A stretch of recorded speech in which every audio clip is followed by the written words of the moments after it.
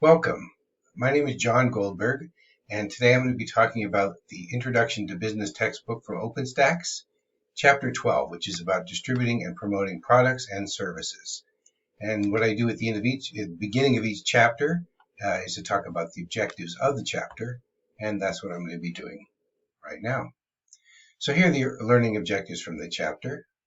What is the nature and function of distribution? In other words, where is the place in which we distribute the product? What's wholesaling and what are the different kinds of wholesalers? What are different kinds of retail operations? How can supply chain management increase efficiency and customer satisfaction? What's promotion and what are the key elements of a promotional mix? How are advertising media selected? What is personal selling? What are the goals of a sales promotion and what are several types of sales promotion? How does public relations fit into the promotional mix? And finally, what is social media and how has it changed promotion? So now we're going to go on with learning outcome number 1, and we'll wrap that up and then go on to a second video after that. Oh, one more. What is e-commerce and how does it affect promotion? Okay, for the class I'm teaching now, there is a TED video and a quiz about it.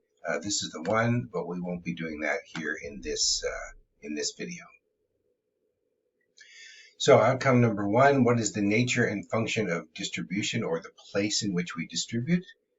So here's a typical supply chain which starts with the supplier and then moves on to the factory or whatever production facility you're operating, and then the product that you produce, and then it goes usually through a wholesaler and then to a retail operation and then finally to the customer. So that's a typical supply chain.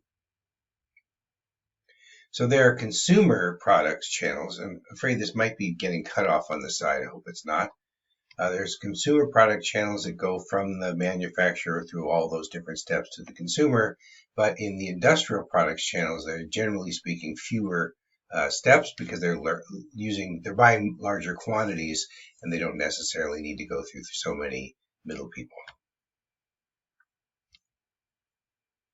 So this is the way that distribution channels reduce the number of transactions. So say, for example, you're a student in a college and you want to buy a textbook for this class and the other class. You got 5 different classes.